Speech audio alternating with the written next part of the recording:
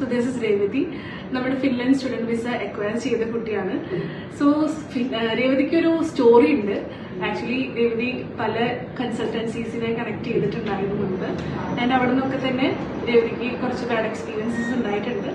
പക്ഷെ അവസാനം രേവതി തേർഡ് വേവിലേക്ക് എത്തി. ഇപ്പോ വിസ കിട്ടി സ്റ്റേജിലാണ് നിൽക്കുന്നത്. സോ വിസ കളക്ട് ചെയ്യാൻ വേണ്ടി വന്നിരിക്കുകയാണ്.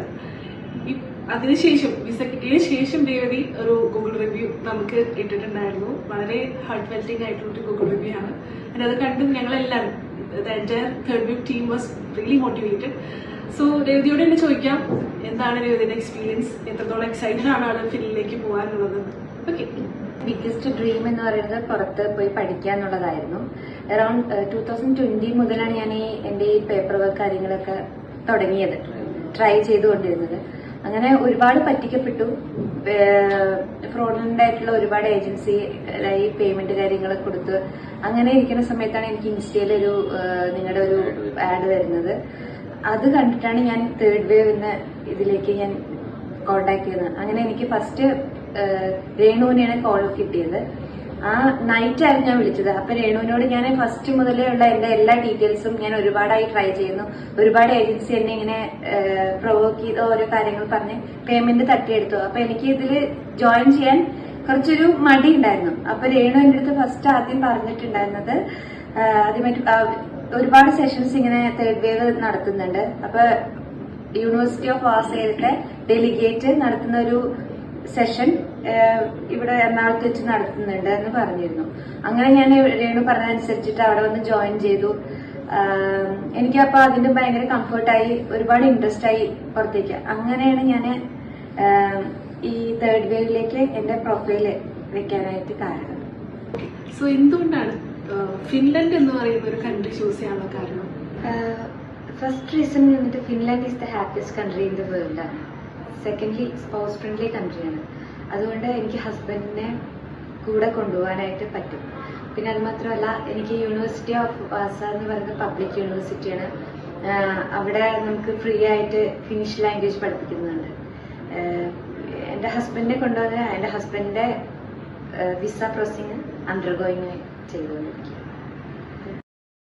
സോ എത്ര എമൗണ്ടാണ് യൂണിവേഴ്സിറ്റിയിലേക്ക് ഡയറക്ട്ലി രേവതി ട്യൂഷൻ ഫീസ് ആയിട്ട് പേ ചെയ്തത്? എന്തെങ്കിലും സ്കോളർഷിപ്പ് അവൈൽ ചെയ്തിരുന്നോ? യൂണിവേഴ്സിറ്റി ഓഫ് വാസയിലെ ട്യൂഷൻ ഫീസ് 40,000 euros ആയിരുന്നു.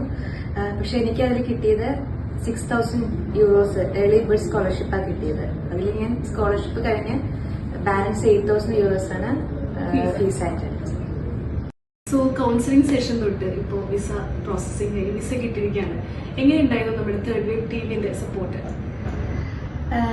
ഞാൻ ആദ്യമായിട്ട് തേർഡ് വേവിലത്തെ കൗൺസിലറെ പരിചയപ്പെട്ടത് ഇവിടെ ഡെലിഗേറ്റ് ആയിട്ട് ഉള്ള സെഷൻ നടക്കുമ്പോഴാണ് ഞാൻ രേണുവിനെ പരിചയപ്പെടുന്നത്.